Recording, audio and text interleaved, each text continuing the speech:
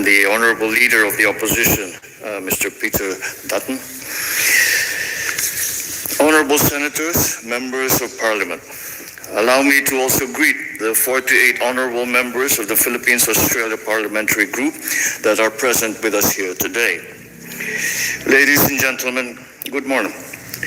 Allow me to begin, Mr. Speaker, by acknowledging the Ngunawal people, the traditional custodians of the land on which we meet today, and to pay my respects to their elders, past and present. I also extend my respect to the Aboriginal and Torres Strait Islander peoples that are with us here today. The First Lady and I are delighted to be in Canberra. We are grateful to Governor General David Hurley for his invitation to us as guests of government. As President of a proud and free country, few other honors surpass this opportunity to address one of democracy's most august institutions, the Parliament of Australia.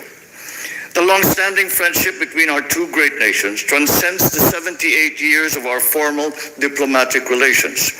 It is anchored on deep bonds of mutual respect and fond affection, which find concrete expression today in the rich contributions of more than 400,000 Filipinos to Australia, comprising the fifth largest migrant community in your country today. These bonds trace their roots as far back as the 1860s, when Filipino pearl divers, known to you then as the Manila Men, found their way to your shores as early purveyors of globalization. These Manila Men contributed to the Australian economy, they enriched Australian life, and most importantly, they sparked meaningful connections that have endured through generations. When our two nations faced common danger in 1942, Filipino soldiers fought valiantly in Bataan and Corregidor. They faced the impossible task of holding back the enemy's advance, and yet we did. These efforts helped keep Australia safe, and in return, a grateful Australian people provided temporary refuge for the wartime Filipino leadership. And at the most crucial moment, Australian airmen, sailors, and soldiers fought side by side with Filipinos as we, together with our allies, turned the tide of war. Just as Filipinos lost lives to keep Australians safe at the onset of war, so did Australians offer their lives to restore freedom in the Philippines at the dawn of peace. As allies, we engaged actively in shaping the free world's vision for the post-war order. We worked to ensure that the new peace would respect the rights of all nations. As founding members of the United Nations, we turned that vision into reality. From the very beginning, we knew that our interests were intertwined. The security of Australia is bound with the security of the Philippines. When my father accompanied Prime Minister Whitlam on a sentimental tour of Bataan and Corregidor in 1974, they reaffirmed that core principle. When I signed our strategic partnership with Prime Minister Albanese last September, we marked a milestone in our deliberate and steady effort to build opportunities for our peoples while contributing to regional peace. All of these further affirm what our two peoples have already forged through many centuries. I look back on our shared history to contextualize the role that our respective nations played and continue today to play at this watershed moment. Geopolitical polarities and strategic competitions threaten our hard-won peace, even as we remain beset by unresolved inequities and inequalities within and amongst nations. Powerful and transformative technologies can destabilize our political and social order. Climate change threatens our very existence. These tectonic shifts are acutely felt in the Indo-Pacific. It has become crucial for us now to envision the shape, the breadth, and the depth of our strategic partnership and how it must move forward as we weather the storms of global volatility. I see the way forward in building on the strong ties that have already been established between our citizens, between our economies, between our governments. Today, we add a further dimension to that relationship as we address concerns on our security and defense. We are called upon once again to join forces, together with our partners, in the face of threats to the rule of law, to stability, and to peace. For the Philippines, Australia plays a crucial role as one of only two partners with the Philippines, with which the Philippines has a visiting forces agreement. In August of last year, I witnessed Exercise Alon, our bilateral amphibious activity involving 560 Filipino soldiers, 1,200 Australian servicemen, and 120 U.S. Marines. Last November, we welcomed the inaugural maritime cooperative activity between Armed Forces of the Philippines and the Australian Defence Force in the Philippines' exclusive economic zone. Let this just be the beginning. Your leaders have always taken the position that the destiny of Australia is irrevocably linked to the destiny of Asia. Over the years, you have held true to this tenet. You have become a valuable member of Asia and of the Indo-Pacific community. Our two countries have always understood that without the predictability and stability of our rules-based order, our region would not have emerged as a driver of the global economy as it is today. We have long known that our prosperity and development are anchored on the peace and stability of the Indo-Pacific. Today, that peace, that stability, and our continued success have come under threat.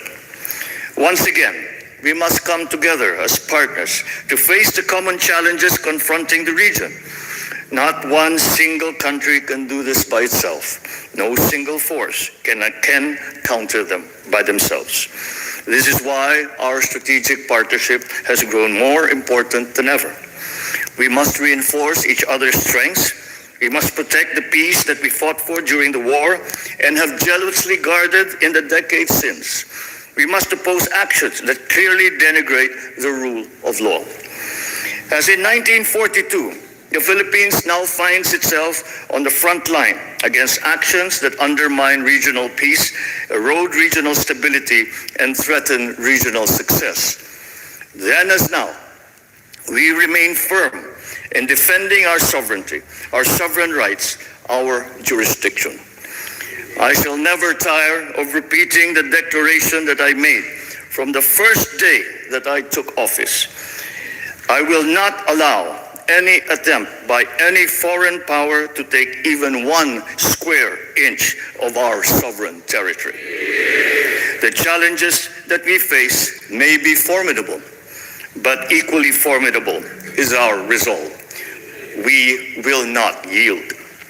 Then as now, the security and continued prosperity of the region of countries like Australia relies upon that effort. Just as we fought to build our rules-based international order, so are we now fighting to protect it.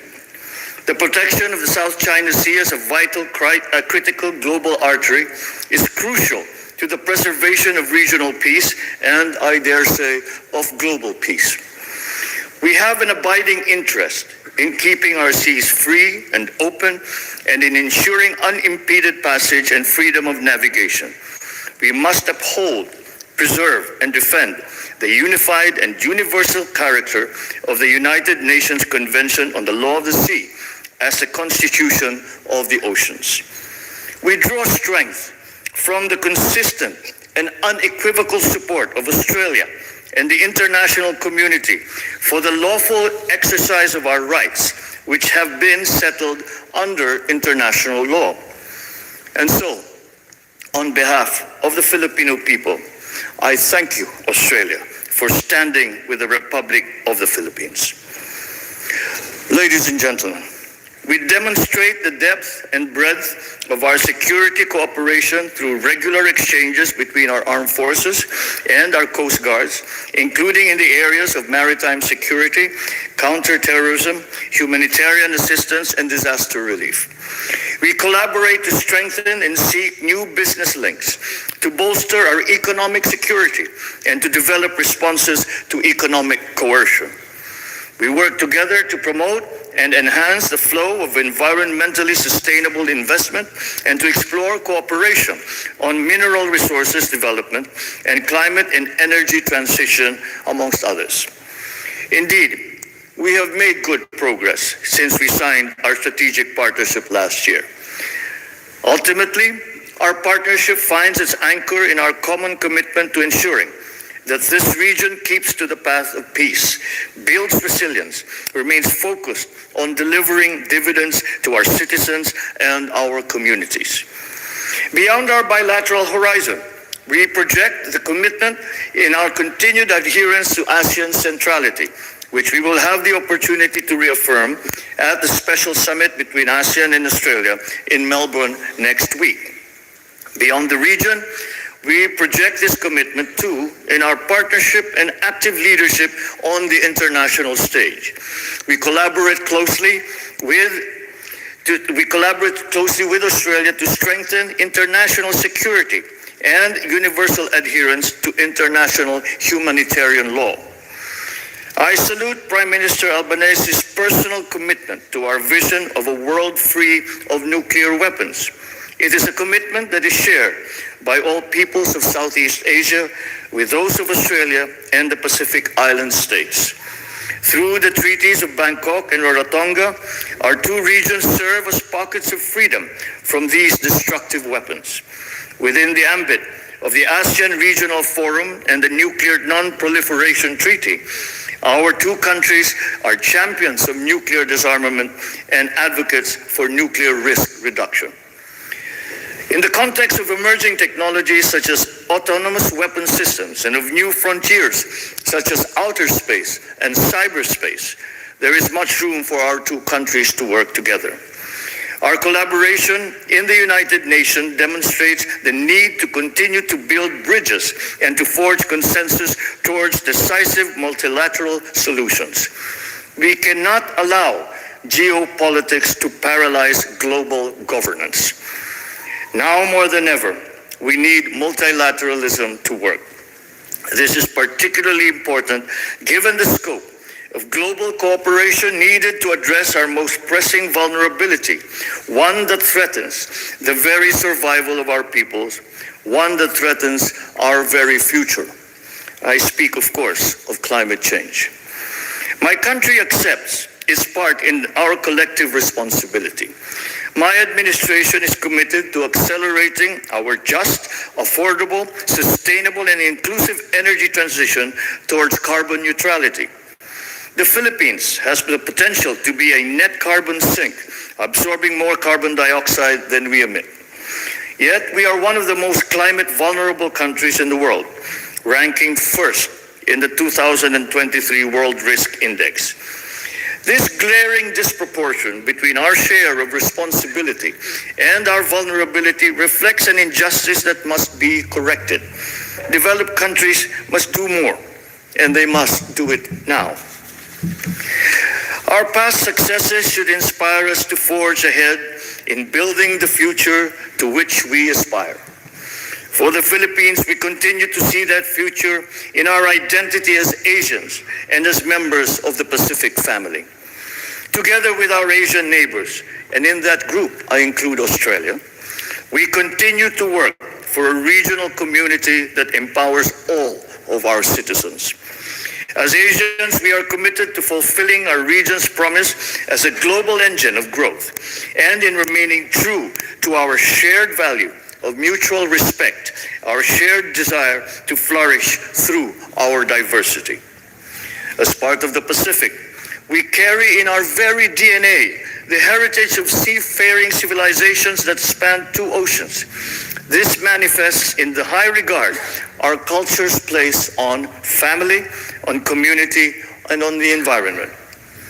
In Australia, we see not only a strong democracy, but an indispensable part of our Pacific community, a permanent stakeholder in the future of Asia, and a reliable supporter of ASEAN centrality. In Australia, we see a natural partner in our efforts to defend, to preserve, to uphold our open, inclusive, and rules-based international order. to ensure that it remains governed by international law and informed by the principles of equity and justice. In Australia, we see a lifelong friend with whom we have endured joint sacrifices, reveled in our shared victories, and now pursue common aspirations. All this inspires confidence in the future of our strategic partnership. This confidence is shared not only by our two governments, but also by our two peoples. We see this in the face of the almost 35,000 Filipino students who choose Australian schools to pursue their respective endeavors, the fifth largest foreign student population in Australia. We see this too in the nearly 30,000 Australians who work and live with us and have chosen to call the Philippines their home. We see this more importantly in the spirit of bayanihan and mateship that defines our relationship. Our mateship brought Australians to Tacloban, my mother's hometown, to bring relief in the aftermath of Super Typhoon Haiyan in 2013. Our bayanihan brought closure and peace to the families of the gallant Australians that perished in the sinking of the Montevideo Maru in 1942. And this is the same spirit that now brings our sailors, our airmen and soldiers together, shoulder to shoulder, in defending our rights and in securing our common future. For when the Southern Cross met the Pearl of the Orient, a friendship blossomed, withstood the test of war, and flourished through the changes brought about by a world in flux. Looking ahead, I am confident that Filipinos and Australians will remain steadfast partners, unyielding and uncompromising in our shared values, and energized as we gird ourselves to work together in the spirit of bayanihan and of mateship. Thank you and mabuhay.